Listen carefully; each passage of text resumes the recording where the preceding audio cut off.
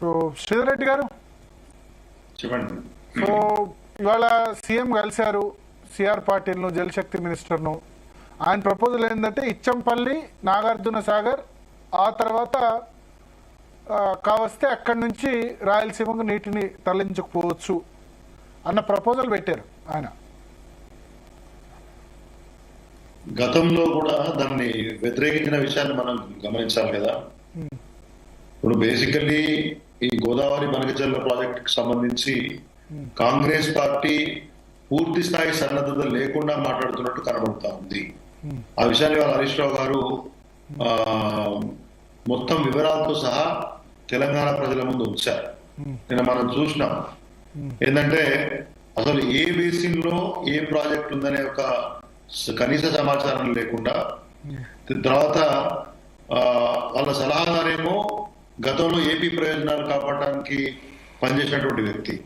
Overall గా గోదావరి మీద 1000, కృష్ణా మీద 500 టీఎంసీల నీళ్లు మాకు ఇస్తే మీరు ఏమైనా చేసుకోండి అనే పద్ధతిలో ముఖ్యమంత్రి గారు మాట్లాడుతున్న విషయాన్ని వల్ల హరీష్ రావు గారు అన్ని రకాలుగా చెప్పారు. నిన్న వాళ్ళు చేసినటువంటి యొక్క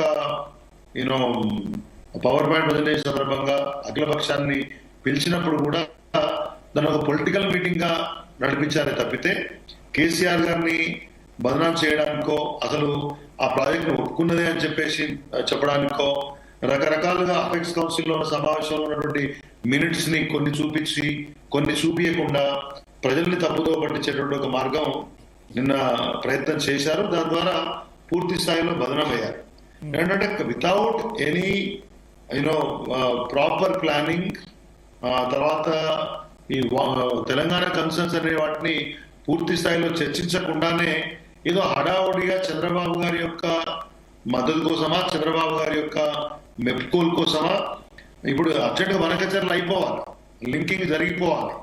తెలంగాణకు ఇటు కృష్ణా మీద మనం అడుగుతున్నటువంటి రీడిస్ట్రిబ్యూషన్ వాటర్ కానీ, లేకపోతే గోదావరి మీద ఉన్నటువంటి ప్రాజెక్టుల విషయంలో కానీ, భద్రాచలం విషయంలో కానీ, పోలవరం ముందు విషయంలో కానీ, మనకు వచ్చే మండలాలను వెనక్కి తీసుకోవాలనే ఒక ఆలోచన అడుగుతున్నటువంటి ప్రజల యొక్క విషయం కానీ ఏది తేల్చకుండానే హడావుడిగా బనకచెర్లనో లేకపోతే రివర్ లింకింగ్ జరిగిపోవాలి, చంద్రబాబు నాయుడు సంతోషపడాలనే పద్ధతిలో. ఎందుకు చంద్రబాబు నాయుడు సంతోషపడాలని రేవంత్ రెడ్డికి ఎందుకు ఉంటుంది? ఆయన తెలంగాణ రాష్ట్ర ముఖ్యమంత్రి, ఆయన ఆంధ్రప్రదేశ్ ముఖ్యమంత్రి. పూర్వాశ్రమంలో పనిచేసి ఉండొచ్చు కానీ ఎవరి పొలిటికల్ ఫ్యూచర్ వాళ్ళు చూసుకుంటారు కదా. ఇప్పుడు ఎవరి పొలిటికల్ ఫ్యూచర్ వాళ్ళు తీసుకున్నా కానీ నిన్న ముఖ్యమంత్రి గారి యొక్క ప్రసంగం కానీ, ఆ తర్వాత వాళ్ళ యొక్క చేష్టలు కానీ ఎట్లా ఉన్నాయి?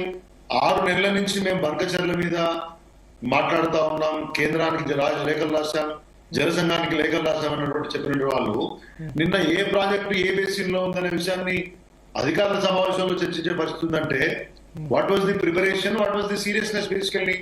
అది కాకుండా ఏకపక్షంగా 1500 ఎట్లా మాట్లాడతారండి?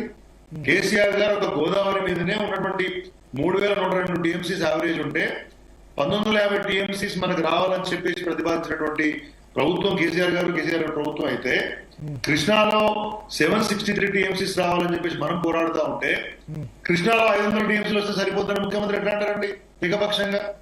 మరి ఇది ఎవరిని సంతోషపెట్టడానికి చేస్తున్నట్టు? ఇవాళ 3 అంశాల్లో ఇబ్బందులు ఉన్నాయని చెప్పాము.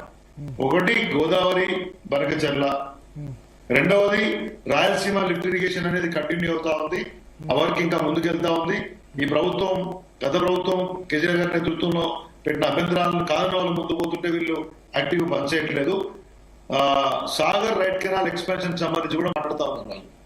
ఈ 3 అంశాల మీద ప్రభుత్వం ఎందుకో అగ్రెసివ్ గా బయటకు వచ్చి మాట్లాడడానికి ఇబ్బంది పడుతుందేమో అనిపిస్తా ఉంది.